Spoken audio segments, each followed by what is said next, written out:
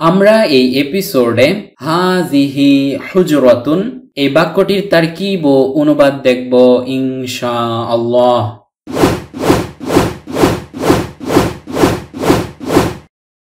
নিকটবর্তী স্ত্রীবাচক কোনো কিছুকে ইশারা করতে আরবিতে হাযিহি ইসমুল ইশারতিটি ব্যবহৃত হয়। এই হুজরাতুন ইসিমটি হলো একটি মুআন্নাসুন ইসিম তথা স্ত্রীবাচক ইসিম, কেননা ইসিমের শেষে গুলতা থাকা মুআন্নাসুন তথা স্ত্রীবাচক হওয়ার একটি আলামত। আমরা প্রথমেই এই বাক্যের প্রত্যেকটি শব্দের অর্থ জেনে নিব। হাযিহি শব্দটির অর্থ হলো ইহা, এটা, এটি, তা ইত্যাদি। তানউইনুন ব্যতীত শুধু হুজরা শব্দটির অর্থ হলো কক্ষ, কামরা, প্রকোষ্ঠ, হুজরা, কেবিন, রুম ইত্যাদি। হারাকাতুন উচ্চারিত না হলে এই গুলতাটি বাংলার হ বর্ণের উচ্চারণ দেয়, তাই হুজরা উচ্চারণ করেছি।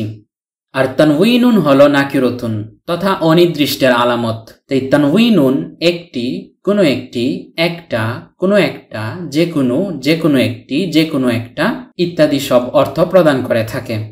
আমরা বাক্যস্থ প্রত্যেকটি শব্দের অর্থ জেনে নিলাম।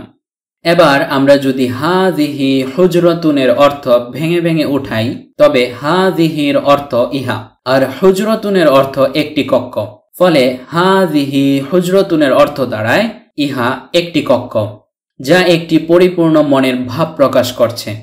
যেহেতু হাযিহি হুজরাতুন এই শব্দগুচ্ছটি একটি পরিপূর্ণ মনের ভাব প্রকাশ করছে, সেহেতু এটি একটি পরিপূর্ণ বাক্য তথা জুমলাতুন। কেননা যে শব্দগুচ্ছ পরিপূর্ণরূপে মনের ভাব প্রকাশ করে তাকে জুমলাতুন বলা হয়।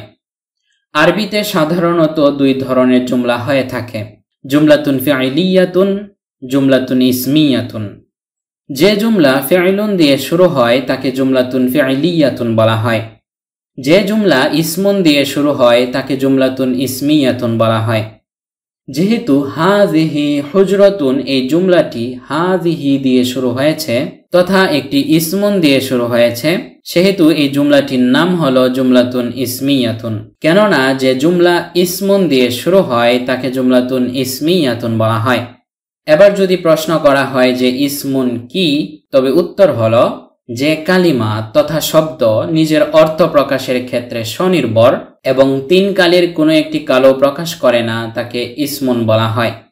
আমরা দেখতে পাচ্ছি যে হাযিহি এটি একটি শব্দ, এই শব্দটির একটি নির্দিষ্ট অর্থ রয়েছে এবং সে তার নিজের অর্থ প্রকাশের ক্ষেত্রে স্বনির্ভর। আর এই হাযিহি শব্দটি কোনো কালও প্রকাশ করছে না, মানে হাযিহি শব্দটি না বর্তমান কাল প্রকাশ করছে, না অতীত কাল প্রকাশ করছে, আর না ভবিষ্যৎ কাল প্রকাশ করছে। সুতরাং হাযিহি শব্দটি হলো ইসমুন। আর যেহেতু এই হাযিহি হুজরাতুন বাক্যটি ইসমুন দিয়ে শুরু হয়েছে, সেহেতু এই বাক্যটির নাম হলো জুমলাতুন ইসমিয়াতুন। জুমলাতুন ইসমিয়াতুন নামক বাক্যের ভিতরে কমপক্ষে দুইটি অংশ থাকে, এক মুবতাদাউন, দুই খবরুন। যার সম্পর্কে বলা হয় তাকে মুবতাদাউন বলা হয়। বাংলা ব্যাকরণে আমরা যাকে উদ্দেশ্য ও ইংরেজি ব্যাকরণে আমরা যাকে সাবজেক্ট বলে থাকি, আরবিতে সেটাই হলো মুবতাদাউন। মুবতাদা সম্পর্কে যা কিছু বলা হয় তাকে খবরুন বলা হয়। বাংলা ব্যাকরণে আমরা যাকে বিধেয় ও ইংরেজি ব্যাকরণে আমরা যাকে প্রিডিকেট বলে থাকি, আরবিতে সেটাই হলো খবরুন। এবার আমরা যদি হাযিহি হুজরাতুনের তারকিব তথা বাক্য বিশ্লেষণটি দেখি, তবে হাযিহি সম্পর্কে বলা হচ্ছে আর বলা হচ্ছে হুজরাতুন। যেহেতু হাযিহি সম্পর্কে বলা হচ্ছে, সেহেতু হাযিহি হলো মুবতাদাউন। আর যেহেতু মুবতাদা হাযিহি সম্পর্কে বলা হচ্ছে হুজরাতুন, সেহেতু হুজরাতুন হলো খবরুন। ইহা সম্পর্কে বলা হচ্ছে, তাই ইহা হলো মুবতাদাউন বা উদ্দেশ্য। আর মুবতাদা ইহা সম্পর্কে বলা হচ্ছে একটি কক্ষ, তাই একটি কক্ষ হলো খবরুন বা বিধেয়। এই হলো হাযিহি হুজরাতুনের তারকিব ও অনুবাদ। আশা করি আমরা বিষয়গুলো বুঝতে পেরেছি। লিল্লাহিল হামদ, আমরা এপিসোডটি শেষ করতে পেরেছি।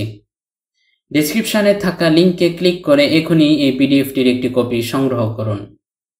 ডেসক্রিপশনে থাকা লিংকে ক্লিক করে এখনই এই পিডিএফটির একটি কপি সংগ্রহ করুন।